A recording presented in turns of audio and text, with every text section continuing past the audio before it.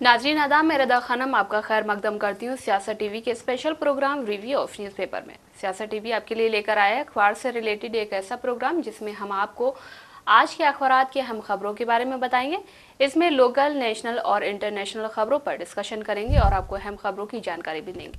हम इस प्रोग्राम में हर ज़रूरी खबर पर रोशनी डालेंगे, चाहे वो लोकल हो, नेशनल हो या फिर इंटरनेशनल। इस प्रोग्राम में हर खबर की तह तक जाएंगे, क्योंकि कुछ अखबार की सिर्फ सुर्खियां ही बनकर रह जाती हैं या टीवी पर 2 मिनट की न्यूज़ ही हो पाती है, लेकिन हम आपको उन खबरों के बारे में तफसील से बताएंगे। इसी के साथ हमारे साथ ही मौजूद हैं अशर यासिर।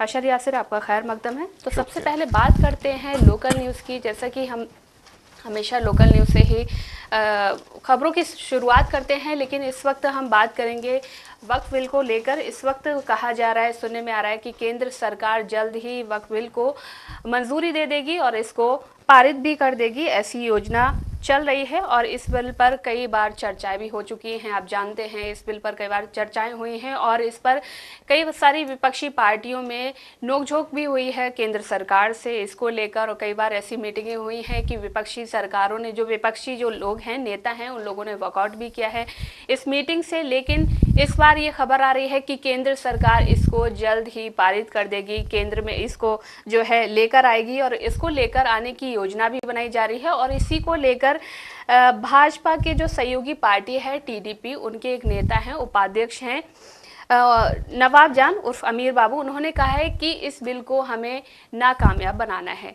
नाज़रीन, जैसा कि आप जानते हैं कि इस बिल को लेकर कई बार हंगामा हो चुका है, कई बार जो जेपीसी के जो मेंबर हैं उनमें तीखी नोकझोंक भी हुई है। हालांकि जो यहाँ के एमआईएम के प्रमुख हैं असदुद्दीन ओवैसी, वो कई बार उन्होंने वॉकआउट किया है, उनके साथ दूसरे नेताओं ने भी वॉकआउट किया है, लेकिन इस पर कभी सहमति नहीं बन पाई। इसके बारे में आपका क्या कहना है? देखिए, जिस तरह से इस वक्त एनडीए में शामिल हैं जी, और इस जो भी ये कानून लेके आया गया है, ये कहीं ना कहीं जो वो हैं, क्या बोलते हैं, जो सीनियर लोग हैं, वो कह रहे हैं कि शायद ये किसी और चीज़ से मुंह मोड़ने के लिए कानून लाया गया है कि देश की जनता और जो विपक्ष है वो कहीं ना कहीं दूसरी चीज़ों में उलझा रहे, मतलब जो हम जो हैं वो दूसरे काम कर लेंगे और ये लोग इस चीज़ में उलझे रहेंगे। वहीं उन्होंने कहा है कि जो ये वो हैं वहाँ के सीएम नायडू, वो जो है सेकुलर नेता हैं, वो हिंदू मुस्लिम सभी को एक ही नज़र से देखते हैं जी।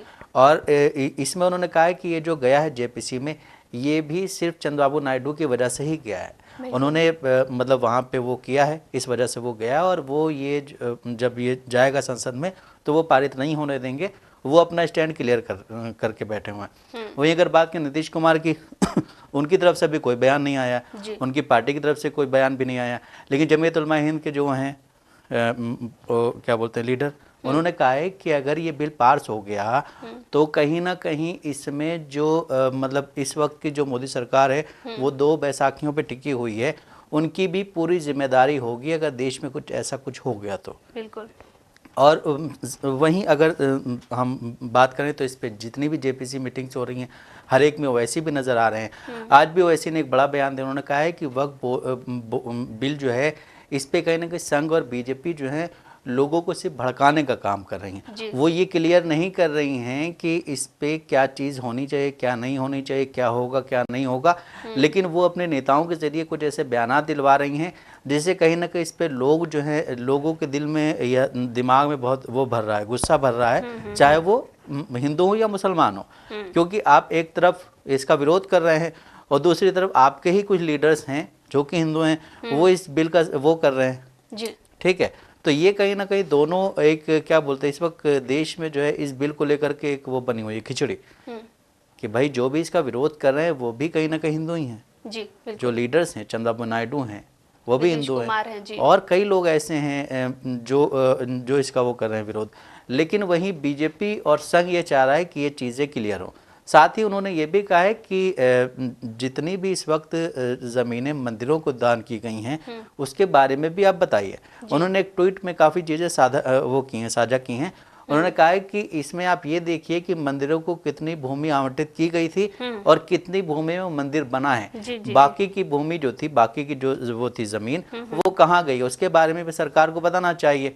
वहीं मतलब इससे पहले भी इन्होंने कहा था कि जैसे टीडीटी वालों ने बोला जी, था जी, जी। कि वहाँ पे जो है मतलब जो अलग धर्म के हिंदू लोग हैं, कर्मचारी रहने चाहिए। हाँ, जी। वो नहीं होने चाहिए। तो उस पर भी उन्होंने कहा है कि आप भाई हर चीज़ में मुसलमानों को या और जो धर्म है यहाँ पे ईसाई और सिख इन सब लोगों को आप हटाना चाह रहे हैं वहाँ से, लेकिन वहीं आप वक्फ बोर्ड में सबको ले करके आके कहीं ना कहीं इसको एक बहुत बड़ा सा इशू बनाना चाह रहे हैं। हालांकि ये चीज़ें जो है बैठ के क्लियर हो सकती है। जिस तरह से जेपीसी की मीटिंग चल रही हैं, जेपीसी की मीटिंग्स अब और शुरू हो गई हैं, 3-4 वो जाएंगे स्टेट्स में, लखनऊ में भी जाएंगे, बिहार भी, यहाँ भी, हर जगह जाएंगे और वो मीटिंग होगी। उसके बाद जो ये संसद सत्र होने वाला है शुरू, इसमें वो बिल मतलब ये जो वो हुई है मीटिंग, इसकी जितनी भी चीज़ें हैं सारे पेपर्स रखे जाएंगे वहाँ पे सामने। अब वहाँ पे जेडीयू और टीडीपी की अहम भूमिका होगी कि वो इस पे क्या स्टैंड लेते हैं, क्योंकि अभी जिस तरह से बोला गया है यहाँ की तरफ से कि भाई ये बिल जो है हम पास नहीं होने देंगे, ठीक है, लेकिन अभी बिहार से इसके बारे में कुछ नहीं बोला गया है। बिहार के मतलब वहाँ पे कुछ बोला नहीं गया है। वहीं जब इस बिल को पेश किया गया था संसद में, तो बिहार के ही मिनिस्टर हैं ना वो क्या बोलते हैं, ललन सिंह, उन्होंने बहुत ही खुले तौर पे कहा था कि हाँ भाई ये पास होना चाहिए बिल, ये वो, लेकिन उसके बाद से उन्होंने भी इस पर कोई प्रतिक्रिया नहीं दी है, ना नीतीश कुमार की तरफ से कोई प्रतिक्रिया आई है। वहीं बिहार के जो वो हैं क्या बोलते हैं एक मिनिस्टर, उन्होंने कहा है कि हाँ जितनी भी ज़मीनें हैं उन पे हम वो बनाएंगे, मदरसे या मस्जिद बनाएंगे। वहाँ के जो माइनॉरिटी मिनिस्टर हैं उन्होंने कहा है कि हम मतलब वो बनाएंगे मदरसे। इससे ये चीज़ क्लियर हो रही है कि कहीं ना कहीं नीतीश कुमार भी इसके पक्ष में है नहीं कि बिल पास हो, लेकिन कहीं ना कहीं फिर भी वो अभी बोल नहीं रहे हैं। अब वो किस वजह से नहीं बोल रहे इसका नहीं पता है। जिस तरह से यहाँ से बोला गया टीडीपी की तरफ से कि भाई ये बिल पास नहीं होगा, हम इसके खिलाफ जाएंगे, हम वहाँ पे इसको पास नहीं होने देंगे, ये सब चीज़ें बोली जा रही हैं, उस तरह से अभी वहाँ से कोई ऐसा बयान आया नहीं है। तो ये काफ़ी चीज़ें लोगों को टेंशन दे रही है। वहीं मदनी साहब ने ये भी कहा है कि अगर ये बिल पास हो जाता है तो नीतीश कुमार और टीडीपी जो हैं वो कहीं ना कहीं उसमें आ जाएंगे घेरे में, क्योंकि नीतीश कुमार के पास भी मुस्लिम वोट्स है और टीडीपी के पास भी मुस्लिम वोट्स हैं। ये दोनों लोग अपने आप को सेकुलर नेता बताते हैं, और जिस तरह से बोला गया है अभी टीडीपी की तरफ से कि जो चंद्रबाबू नायडू है वो सेकुलर नेता हैं, वो जो है हिंदू मुसलमान सिख ईसाई सबको इस तरह से लेना चाहते हैं। साथ ही उन्होंने ये भी बयान दिया, उनका जो लीडर है उन्होंने ये भी बयान दिया है कि देश में पिछले 10-12 सालों में जो चीज़ें हुई हैं वो नहीं होनी चाहिए, वो कहीं ना कहीं देश को तोड़ने वाली चीज़ें हैं। उन्होंने कहा है कि अगर आपको देखना है सबको एक ही चश्मे से देखना होगा, आपको अलग अलग उससे नहीं देखना होगा। जो चीज़ें इस वक्त देश में हो रही हैं, चाहे वो हिंदुओं के उसमें हो चाहे मुसलमानों के उसमें हो, ये चीज़ें गलत हैं।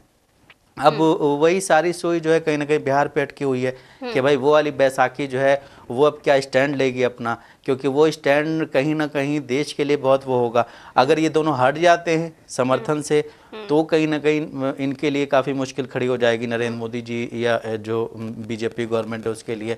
और अगर ये दोनों बैसाखियाँ हट जाती हैं तो उसके बाद फिर क्या होगा, ये भी एक अहम वो मतलब है कि भाई इसके बाद क्या होगा। अगर ये दोनों हट जाते हैं तो कहीं ना कहीं सीटें कम हो जाएंगी उधर, और सीटें कम होंगी तो फिर उसके बाद क्या होगा, देश के हालात कैसे होंगे, ये सारी चीज़ें हैं। लेकिन अभी फ़िलहाल जो बात हुई है वक्फ बोर्ड पे, तो वक्फ को लेकर के टीडीपी ने अपना स्टैंड क्लियर कर दिया है कि भाई हम इसको पारित नहीं होने देंगे। अब देखना ये है कि भाई बिहार में जो सरकार है उसके जो मुख्यमंत्री हैं नीतीश कुमार, वो क्या कहते हैं, उनकी पार्टी की तरफ से क्या बयान आता है या वो खुद क्या बयान देते हैं। जी, आपने एक बात कही यासिर कि टीडीपी के पास जो है मुस्लिम वोट बैंक है, इसीलिए वो कहीं ना कहीं सेक्युलर है। और दूसरी चीज़ नीतीश कुमार की भी आपने बात बोली कि वो कहीं ना कहीं इस बारे में खुलकर साफ तौर पर नहीं बोलना चाहते, जैसा कि जनगणना के टाइम पर हुआ था, या मुसलमान जैसे कि शिमला में जो मस्जिद विवाद चल रहा था उस टाइम पर उन्होंने भी एक बयान दिया था, उस टाइम उनका बयान आया था।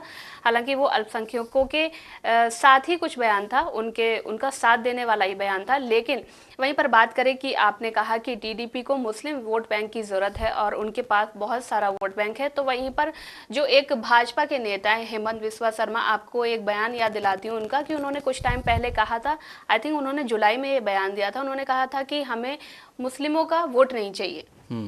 तो भाजपा एक तरफ ये बोलती है, भाजपा के नेता ये बोलते हैं कि हमें मुस्लिमों का वोट नहीं चाहिए। वहीं पर जो उनके बड़े नेता हैं जैसे कि नरेंद्र मोदी हैं, वो कहीं ना कहीं मुस्लिमों से वोट देने की अपील भी करते हैं। जब जब चुनाव नज़दीक आते हैं, जो दूसरे नेता हैं उनसे भी, वो भी जो है कहीं ना कहीं मुस्लिमों से वोट देने की अपील करते हैं कि आप हमें वोट दीजिए, क्योंकि वो कहीं ना कहीं उस टाइम पर सेक्युलर हो जाते हैं कि हम आपके साथ हैं। देखिए, इस वक्त ना बीजेपी में दो तरह के लीडर्स हैं। एक वो लीडर्स हैं जो पुराने लीडर्स हैं। पुराने लीडर्स जो हैं वो कहीं ना कहीं सेकुलरिज्म अपना दिखाते रहते हैं। वो कोई इस तरह के बयानात नहीं देते हैं जिससे जो है किसी की दिल आज़ारी हो। उसमें ऐसा दिखाई देता है कि कहीं ना कहीं वो साधने की और उनको तौलने की कोशिश करते हैं हाँ, कि बराबर तराजू रहे, ताकि ना इधर पल्लड़ा भारी हो ना ही इधर हो, ताकि उनका वोट बैंक बटे। बिल्कुल, वही तो मैंने कहा कि बीजेपी में दो तरह के लोग हैं। एक वो हैं जो इस तरह के बयानात दे करके कहीं ना कहीं आगे आना चाहते हैं, उनको और चीज़ें मिलें इसके बारे में वो सोचते रहते हैं। वहीं कुछ लीडर्स ऐसे भी हैं बीजेपी में जो मतलब जो अपने यहाँ के बड़े लीडर्स हैं, लेकिन वो कभी इस तरह के बयान नहीं देते हैं। जिस तरह से आप देखिए कि जिस तरह अभी बात की हमने नायडू की या नीतीश कुमार की, या फिर हम अगर क्या बोलते हैं एनसीपी अजीत पवार की बात करें तो उन्होंने भी कुछ नहीं बोला अब तक। ठीक है, नितिन गडकरी हैं, वो भी नहीं बोलते, हालांकि वो आरएसएस से ही बिलोंग करते हैं, आरएसएस के वो भी रहे हैं, वो मेंबर भी रहे हैं। और भी कई ऐसे लीडर्स हैं जो कि बीजेपी में हैं और एक बड़ी पोस्ट पे हैं, या फिर इन जैसे लोग जो मतलब नहीं है बीजेपी में लेकिन अलायंस में हैं, ये लोग कभी इस तरह के बयानात नहीं देते हैं। वहीं बीजेपी के कुछ ऐसे भी लीडर्स हैं जो कहीं ना कहीं मतलब इन सब मतलब इस तरह के बयानात देकर के, जिस तरह आपने अभी एक इंसान का जिक्र किया जो कि एक प्रदेश का मुख्यमंत्री हेमंत बिस्वा शर्मा, उसके आप कोई भी बयान देख लीजिए, वो हमेशा मुसलमानों को ही टारगेट करता है कि भाई देश में जो है, या असम की बात अगर करते हैं वो कि असम में मतलब मुस्लिम आबादी इतनी ज़्यादा बढ़ रही है, असम में मुसलमानों की मस्जिद इतनी बढ़ रही हैं, असम में मुसलमानों के जो क्या बोलते हैं मदरसे हैं वो बढ़ रहे हैं, इन सब चीज़ों पे बात करते हैं। लेकिन असम के डेवलपमेंट पे कभी आपने उनको बात करते हुए नहीं देखा होगा। हमेशा बाढ़ आती है, हमेशा बाढ़ आती है, लोग बेघर हो जाते हैं, और वहाँ पे और भी कई चीज़ें ऐसी चल रही हैं जिसके बारे में बात नहीं होती है। एक लड़की का किसी ने मतलब उसका रेप कर दिया था, तो उसके जो जिसने रेप किया था उसको पुलिस ने पकड़ा, लेकिन फिर उसको भगा करके गोली मार दी गई ताकि वो बता ना पाए हुआ क्या था वहाँ पे। इस तरह की चीज़ें हो रही हैं वहाँ पे। वो कभी भी आपको डेवलपमेंट पे बात करते नजर नहीं आएंगे, और शायद उनको मुख्यमंत्री भी इसीलिए बनाया गया है वहाँ का कि वो इस तरह का बोल रहे हैं। वही जब वो यहाँ थे कांग्रेस में थे तो वो इस तरह के बयानात नहीं देते थे। जब वहाँ पे जाते ही उन्होंने कहीं ना कहीं कांग्रेस पार्टी पे एक बहुत बड़ा हमला किया था। उन्होंने ये कहा था राहुल गांधी को लेकर के कि राहुल गांधी ने जब सबूत मांगे थे कि भाई आपने जो स्ट्राइक की थी उसके सबूत दीजिए, तो उन्होंने एक बहुत ही विवादित बयान दिया था जिसका कोई इशू नहीं बनाया गया था इतना, लेकिन अगर इस पे राजनीति होती तो बहुत बड़ी राजनीति हो सकती थी। उन्होंने कहा था कि राहुल गांधी से मैं पूछना चाहता हूं कि मैंने आज तक सबूत मांगा कि तुम राजीव गांधी के बेटे हो। जी। तो ये कहीं ना कहीं आपकी जो छोटी सोच होती है वो यहाँ से झलक जाती है कि आप किसी के पर्सनल उसमें जा रहे हैं। भैया पॉलिटिक्स कीजिए, आप मुद्दों पे बात कीजिए, आप जो है क्या डेवलपमेंट कर रहे हैं उस पर बात कीजिए, आप आपके राज में जब से आप मुख्यमंत्री बने क्या डेवलप्ड हुए हैं, क्या चीज़ें और बढ़ी आगे, आप उस पर बात कीजिए। लेकिन आप उन सब चीज़ों पे बात करने के बजाय आप सिर्फ हिंदू मुसलमान पे ही बात करते हैं। आप किसी के पर्सनल जो आपका जो रिश्ता होता है पर्सनल होता है भाई इंसान का, वो एक प्राइवेसी चीज़ होती हैं, उन पे नहीं जाना चाहिए। वो इस तरह के बयान दे करके कहीं ना कहीं अपने आप को साबित करना चाहते हैं कि हाँ भाई मैं एक लीडर हूँ। और बीजेपी में इस तरह के आपको कई लीडर्स ऐसे मिल जाएंगे जो इस तरह की छोटी सोच रखते हैं और छोटे इस तरह के बयान देते रहते हैं। वहीं अगर हम बात करते हैं, अभी ब्रजभूषण शरण सिंह के खिलाफ इतना बड़ा वो हुआ था, प्रोटेस्ट हुआ था, उसके बाद उन्होंने अपना वो छोड़ दिया, अध्यक्ष पद छोड़ दिया, उनको टिकट नहीं दिया गया। लेकिन अगर देखिए तो आज तक उन्होंने कभी मुसलमानों के खिलाफ कोई बयान नहीं दिया। वहाँ के लोगों से भी मैंने सुना है कि वहाँ के लोगों को वो एक ही चश्मे से देखते हैं, चाहे हिंदू हो या मुसलमान हो। ऐसे लीडर्स हैं बीजेपी में। लेकिन अब क्या होता है कि ये लोग जब ज़्यादा आगे बढ़े मतलब होते हैं आगे, तो वो कहीं ना कहीं पीछे छुप जाते हैं।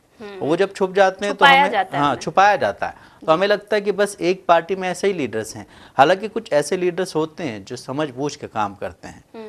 जिस तरह से आप देखें कि इस वक्त जो हालात हैं आंध्र प्रदेश में, आंध्र प्रदेश के डिप्टी सीएम पवन कल्याण जो कि फिल्म स्टार हैं, उन्होंने भी एक बड़ा बयान दिया। उन्होंने कहा सनातन को अगर कुछ होगा तो बर्दाश्त नहीं किया जाएगा, बचाने की मुहिम साथ ही चलाई। फिर उन्होंने ये भी कहा कि देश में हर मजहब जो है वो ज़रूरी है, हर मजहब के लोगों की अपनी आज़ादी है, लेकिन कोई किसी के मजहब में इंटरफेयर नहीं करना चाहिए, कोई किसी को बुरा नहीं कहना चाहिए। लेकिन अगर आप देखें तो सबसे पहले उन्होंने यही कहा था। जब से ये सत्ता में आए हैं तो कहीं ना कहीं पवन कल्याण एक बहुत ही बड़े क्या बोलते हैं हिंदू वो बन गए, सनातनी बन गए। उससे पहले भी वो हिंदू ही थे, उससे पहले भी पूजा पाठ करते थे, लेकिन अब उनका एक नया चेहरा बाहर आ रहा है। अब वो इसके क्या नतायज वहाँ पे सामने आएंगे अभी नहीं पता। जिस तरह से तिरुपति लड्डू का मामला जो हुआ था उसमें भी उन्होंने बड़ी बड़ी मतलब क्या बोलते बड़े बड़े बयान दिए थे, उससे भी काफ़ी चीज़ें सामने आई हैं। तो अभी आंध्र प्रदेश में जिस तरह से टीडीपी है, टीडीपी मुख्यमंत्री हैं टीडीपी के चंद्रबाबू नायडू, और चंद्रबाबू नायडू को हमेशा ये देखा जाता है कि चंद्रबाबू नायडू कहीं ना कहीं सेकुलर हैं, क्योंकि वो एनटीआर के उस पर चल रहे हैं। एनटीआर भी सेकुलर थे, उन्होंने यहाँ क्या बोलते हैं जब ये क्या बोलते हैं संयुक्त आंध्र प्रदेश था उस वक्त यहाँ पे भी राज किया था, फिर वहाँ चले गए आंध्र प्रदेश में, जब यहाँ से अलग हुए तो वो उनके ऊपर मतलब उनका जो फेस है वो सेकुलर वाला फेस है। वह नीतीश कुमार का भी फेस जो है वो सेकुलर वाला है।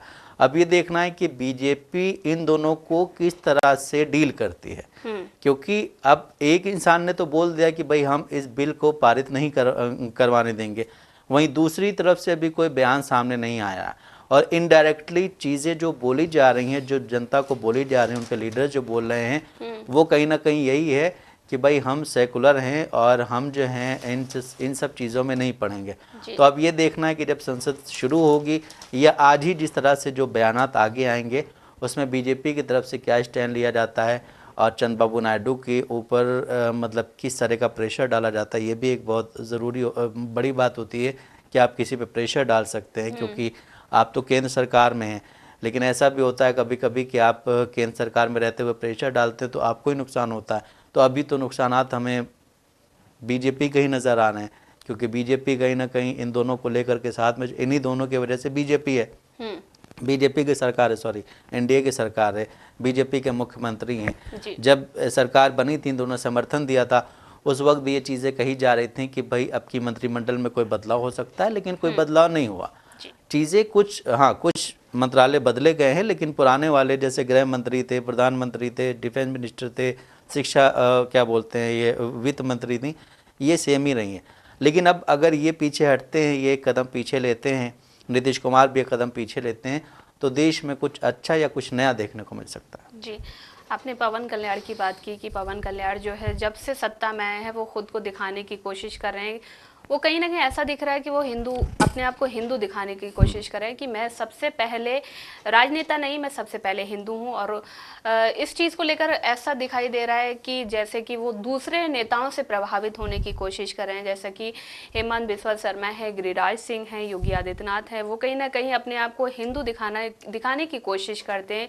वो सबसे पहले बोलते हैं कि पहले राजनीति बाद में, हिंदू धर्म हमारा पहले, तो इसकी रक्षा पहले करेंगे। तो कहीं ना कहीं पवन कल्याण भी उनसे ही प्रभावित होते हुए नजर आते हैं। और आपने एक बात और कही कि ये जो है भाजपा के जो नेता हैं वो पारिवारिक रिश्तों पर हमला करने लग जाते हैं। तो इसी बीच एक और खबर सामने आई है कि जो भाजपा के जो नेता हैं गिरिराज सिंह, केंद्रीय मंत्री भी हैं, उन्होंने एक बयान देते हुए कहा कि बंगाल को जो है बांग्लादेश बनाने की साजिश रची जा रही है। और उन्होंने कहा कि सनातन की परिभाषा कांग्रेस को कहां से पता चलती है। और उन्होंने कहा कि त्रिपुंड लगाने से हर कोई सनातनी नहीं हो जाता। और उन्होंने एक बार पारिवारिक रिश्तों पर हमला करते हुए उन्होंने एक बार फिर से कहा है कि इनके पंडित जवाहरलाल नेहरू ही कहते थे कि बाय डिफॉल्ट हम हिंदू हो गए हैं।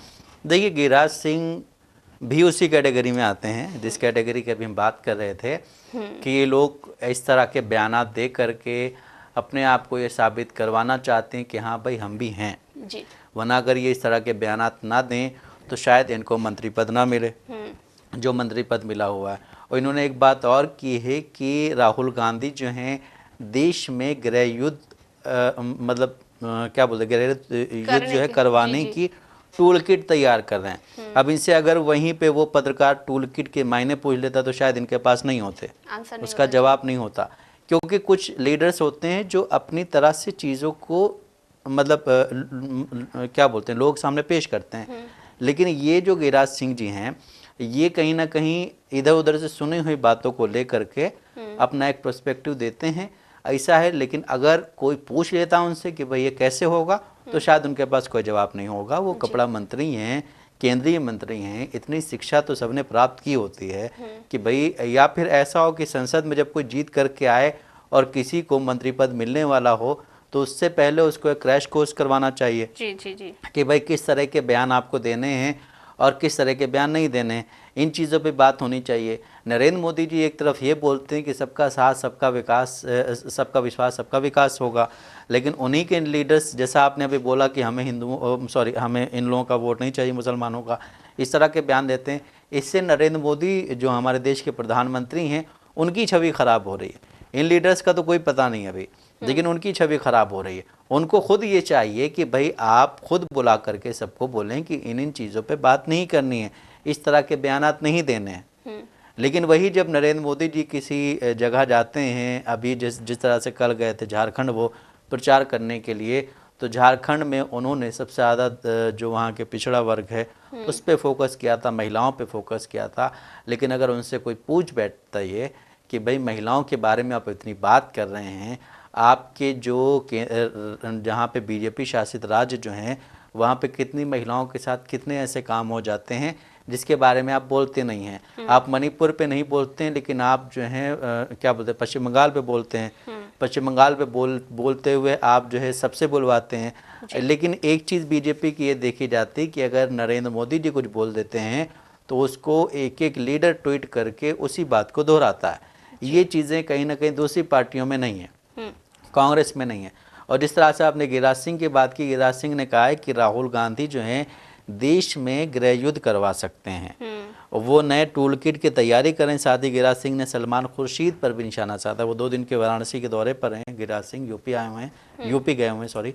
तो उन्होंने क्या बोलते हैं, निशाना साधते हुए कहा है कि ये जो हैं क्या बोलते हैं, इनका ये नाम है जो कांग्रेस लीडर ने, सलमान खुर्शीद, ये जो हैं इन्होंने कहा था कि बांग्लादेश में जब वो हालात पैदा हुए थे तो इन्होंने कहा था कि भाई हिंदुस्तान में भी ऐसे हालात पैदा हो सकते हैं। अब उस पर निशाना साधते हुए कहा गया है कि भाई कांग्रेस के लीडर्स ये चाह रहे हैं कि यहाँ पे भी बांग्लादेश वाले हालात शुरू हों, जिस तरह बांग्लादेश में हुआ था उस तरह यहाँ भी हो। उन्होंने कहा है कि बांग्लादेश में जब हिंदुओं पे अत्याचार हो रहा था तो ये राहुल गांधी कांग्रेस पार्टी नहीं बोल रही थी, लेकिन हिंदुस्तान में जिस तरह से चीज़ें चल रही हैं उस पर बोलें।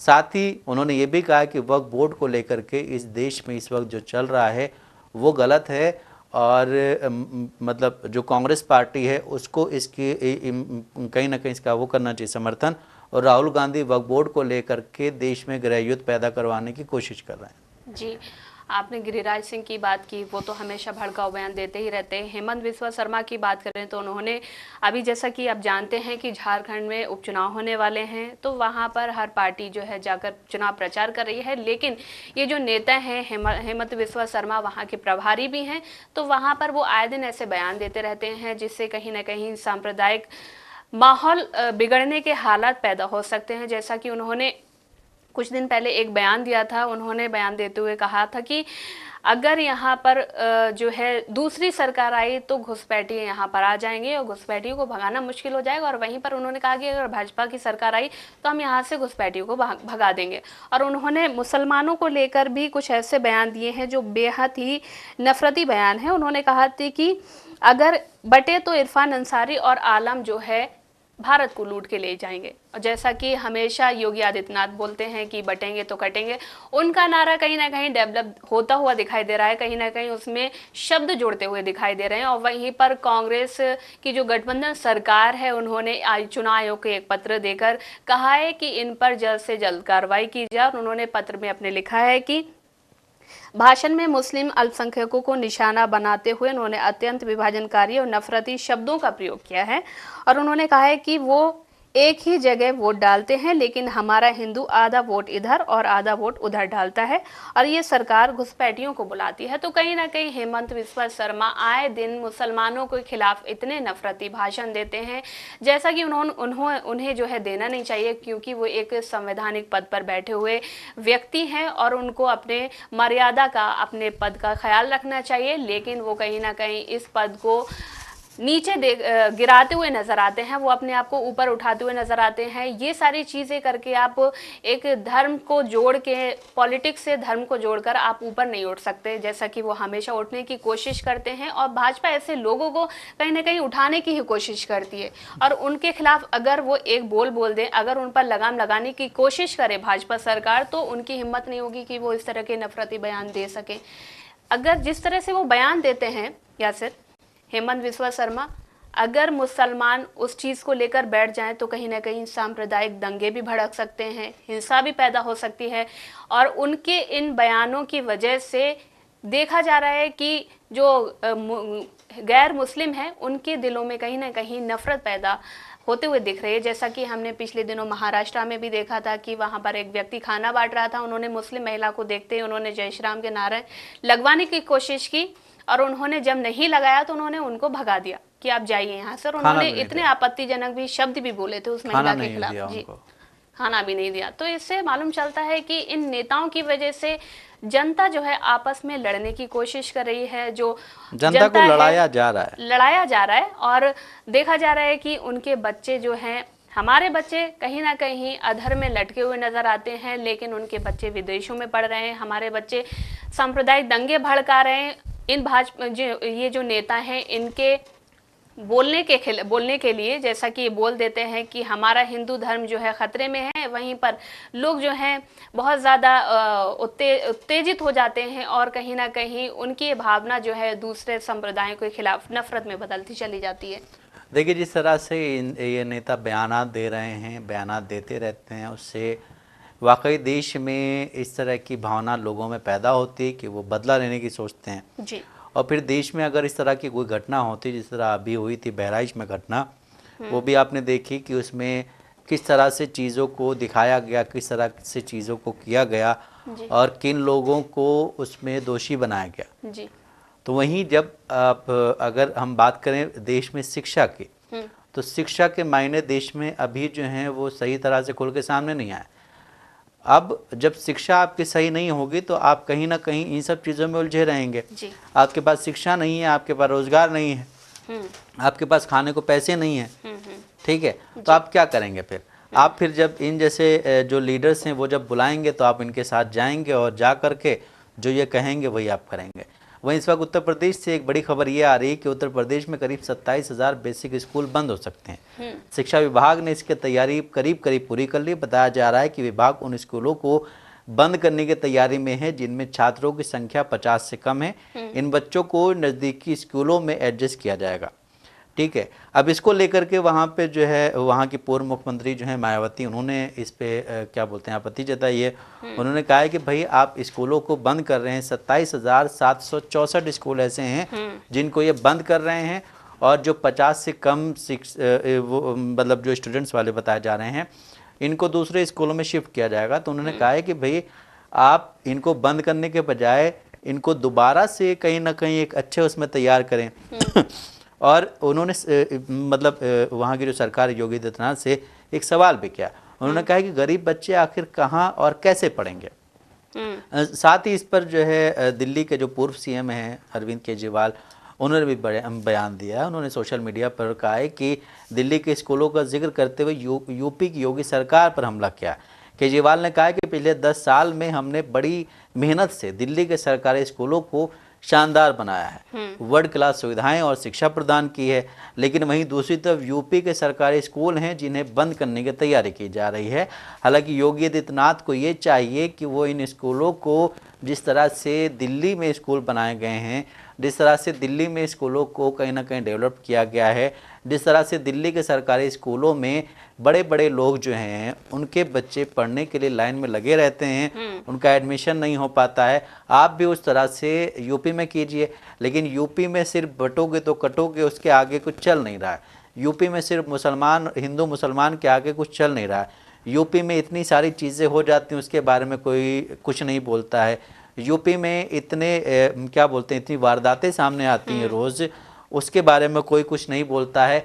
लेकिन जब बात आती पढ़ाई की, जब बात आती रोज़गार की, जब बात आती हेल्थ की, जब बात आती वेल्थ की, उसके बारे में मतलब सरकार जो है वो कहीं ना कहीं चुप्पी साध के बैठ जाती है और यूपी में जो अलायंस में जो पार्टियां हैं वो भी कहीं ना कहीं इन सब चीज़ों को भूल चुकी हैं। यूपी में अलायंस में जितनी भी पार्टियां हैं वो सब इनके साथ ही इनके नक्शे कदम पे ही चलने की कोशिश कर रही हैं, चाहे वो मतलब जो भी पार्टी हो वहाँ की, जितनी भी पार्टियां 3-4 पार्टियां उनके साथ में हैं, वो सारी पार्टियां यूपी में जिस तरह से बीजेपी है, जिस तरह से योगी आदित्यनाथ का माइंड है, उसी तरह से वो उनके साथ मतलब आज तक चलती नज़र आ रही हैं। और आगे भी यही उम्मीद की जा सकती है कि वो इस तरह से ही उनके साथ चलते रहेंगे, क्योंकि उनके पास कोई ऑप्शन नहीं है। और यूपी में अगर ऑप्शन की बात करें आप, तो ऑप्शंस में कई लोग हैं, लेकिन वहाँ पे भी यही है कि आप किसी एक के साथ ही जाते हैं, उसी को वोट करते हैं, उसके अलावा आप इधर उधर कहीं जाते नहीं हैं। इस बार जब चुनाव हो तो कम से कम लोगों को ये सोचना चाहिए कि यूपी में जितनी वारदातें सामने आती हैं, स्कूल्स अभी आपको हमने बताया कि बंद किए जा रहे हैं, रोज़गार नहीं है और क्या बोलते हैं हेल्थ सिस्टम अच्छा नहीं है, उस पर बात होनी चाहिए। जब आपके पास कोई भी लीडर आता है, चाहे अभी महाराष्ट्र में इलेक्शन है, अभी यूपी में बाइपोल इलेक्शन होने वाले हैं, जहाँ पे कल जो है क्या बोलते हैं मतलब 2 देश के ऐसे लीडर्स हैं जो साथ में आएंगे, अखिलेश यादव और राहुल गांधी। वो भी जब आएँ तो कम से कम वहाँ के लोग उनसे भी पूछें कि भाई आप डेवलपमेंट के लिए क्या करेंगे यहाँ पे, आप रोज़गार के लिए क्या करेंगे यहाँ पे, आप हमारी शिक्षा के लिए क्या करेंगे। 27,700 कुछ स्कूल जो बंद हो रहे हैं उनके बारे में आपकी क्या राय है, इन पे भी बात करनी चाहिए, उसके बाद ही आप वोट करें। क्योंकि इस तरह से अगर आप वोट करेंगे तो ये सिलसिला कहीं ना कहीं ख़त्म होने वाला नहीं है, ये सिलसिला इसी तरह से चलता रहेगा। इस तरह हम महाराष्ट्र में देख रहे हैं, झारखंड में देख रहे हैं कि चुनाव हो रहे हैं, और चुनाव में जो शहर होता है या कस्बा होता है, टाउन होता है, वहाँ तक तो ठीक है, लेकिन कुछ ऐसे गांव भी होते हैं जो बहुत ही क्या बोलते हैं क्या उनको बोलते हैं बाहरी गांव में है वो, अगर साइड में है वो, उन पे ध्यान नहीं दिया जाता। पिछड़ा गांव जो होता है, सॉरी, पिछड़े गांव जो होते हैं उन पे ध्यान नहीं दिया जाता है। वहाँ के लोगों को भी अपने लिए अपने हक की बात करनी बहुत ज़रूरी है। बिना हक की बात किए आप वोट, मतलब जो पार्टी आपके हक की बात करे आप उसको ही वोट करें। क्योंकि अगर आप इस बार फिर वोट करेंगे या आगे फिर इसी तरह चलता रहेगा तो आप कभी भी क्या बोलते हैं जो हमारे यहाँ बोला जाता है डेवलप नहीं हो पाएंगे। और अगर आप डेवलप नहीं हो पाएंगे तो आप वहीं किनारे साइड में बैठे रहेंगे, ना आपके यहाँ बिजली आएगी, ना आपकी रोड सही होगी, ना आपके यहाँ रोजगार आएगा, ना आपके बच्चे पढ़ पाएंगे। धर्म के नाम पर लड़वाते बस आप धर्म के नाम पे लड़ते रहेंगे। उनके बच्चे आप देखिए कि जितने भी हैं यहाँ पे मिनिस्टर्स, उनके बच्चे बाहर जा करके पढ़ते हैं और आपके बच्चे यहीं पढ़ करके लोगों से लड़ भिड़ करके आके घर में बैठ जाते हैं। उन पे केस होता है, किसी को मार दिया जाता है, किसी के हाथ पैर तोड़ दिए जाते हैं, यही चलता रहता है बस। जी, यूपी सरकार ने जो फैसला लिया है कि 27,000 स्कूल जो है बंद करा दिए जाएंगे, उसका कारण ये बताया है कि 50 एक स्कूल में जो है 50 बच्चे हैं तो उसको कहीं और ट्रांसफ़र कर दिया जाएगा। लेकिन वहीं पर बात सामने आती है, अगर स्कूलों की जो व्यवस्था बदहाल है, अगर उसको सुधार किया जाए, उसमें सुधार किया जाए तो बच्चों की संख्या खुद ब खुद बढ़ जाएगी। क्योंकि आप जानते हैं कि उत्तर प्रदेश सबसे बड़ा राज्य है, वहाँ पर जनसंख्या बहुत ज़्यादा है। अगर स्कूलों की संख्या घटी तो बच्चे जो है खुद ब खुद बाहर जाएंगे, इधर उधर जाएंगे। और जैसा कि आप जानते हैं कि यूपी के बच्चे कहीं ना कहीं इधर उधर पढ़ने के लिए जाते हैं, दिल्ली जैसे शहर में जाते हैं, कोलकाता जाते हैं, बंगाल जाते हैं, जहाँ भी जाते हैं वो पढ़ने, क्योंकि सुरक्षा व्यवस्था वहाँ पर ठीक नहीं है, स्कूलों की व्यवस्था जो है वहाँ पर बदहाल है। तो एक और नया लेके आई है यूपी सरकार की चलो यहाँ पर 50 बच्चे हैं तो इसको जो है दूसरे स्कूल में ट्रांसफ़र कर दिया जाए।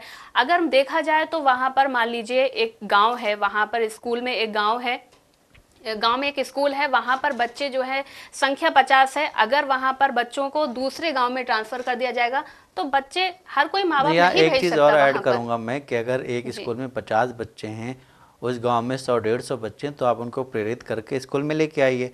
आप ऐसी कोई मुहिम चलाइए कि वो बच्चे भी आए पढ़े आ करके, तो आपके स्कूल की संख्या भी वहीं रहेगी, बच्चों की संख्या भी बढ़ जाएगी। इस पे बात नहीं होती। जी, मेरा वही कहना है कि अगर व्यवस्था जो है बदहाल है वहाँ पर और अच्छी व्यवस्था की जाए तो खुद ब खुद बच्चे वहाँ पर आएंगे। जहाँ पर 50 संख्या है वहाँ पर बढ़ने लगेगी, 100 हो जाएगी, आने वाले दिनों में 150 हो जाएगी। क्योंकि जिस तरह से जनसंख्या बढ़ रही है तो बच्चे भी बढ़ेंगे और बच्चे स्कूलों में आएंगे। जिस तरह से अगर आप इस तरह से बच्चे स्कूलों को ट्रांसफ़र करने की बात कर रहे हैं तो कहीं ना कहीं बच्चे जो है शिक्षा से जो है वंचित रह जाएंगे। सरकारी स्कूल में मिड डे मील मिलता है ना जी, मिड डे मील आप अच्छा दें खाना तो हो सकता है बच्चे और बढ़ के आए स्कूल में, फिर वो कम से कम तो 2 घंटे भी बैठेंगे स्कूल में, खाना खा के जाएंगे तो एक संख्या बड़ी रहेगी। उसके बाद उनको रोज़ ये होगा कि हम रोज़ स्कूल जाएंगे, खाना अच्छा मिलेगा, शिक्षा भी थोड़ी बहुत मतलब उनके हिसाब से थोड़ी बहुत शिक्षा हम ले लेंगे, लेकिन खाना तो मिलेगा ही हमें। जी। तो यूपी सरकार जिस तरह से ये जो कारण बता रही है कि 50 बच्चे हैं एक स्कूल में, तो कहीं ना कहीं ये वैलिड रीज़न नहीं दिखता है, और कहीं ना कहीं ऐसा दिखता है कि ये जो है शिक्षा से वंचित रखना चाहते हैं आने वाली जनरेशन को। और अगर जनरेशन जो है शिक्षा से वंचित रहेगी तो इन पर कोई भी सवाल नहीं उठा पाएगा। तो जैसा कि नाजरीन आपने देखा कि हमने आपको न्यूज़पेपर के ज़रिए हम खबरों से रूबरू कराया है। ऐसी ज़रूरी खबरों से रूबरू होने के लिए हमारे साथ इस प्रोग्राम से जुड़े रहें, और अगर आपकी इस प्रोग्राम से रिलेटेड कोई भी राय है तो हमें कमेंट बॉक्स में ज़रूर लिखें। इसी के साथ हमारा प्रोग्राम ये ख़त्म होता है। मुझे और मेरे साथी अशर यासिर को दें इजाज़त। अल्लाह हाफिज़।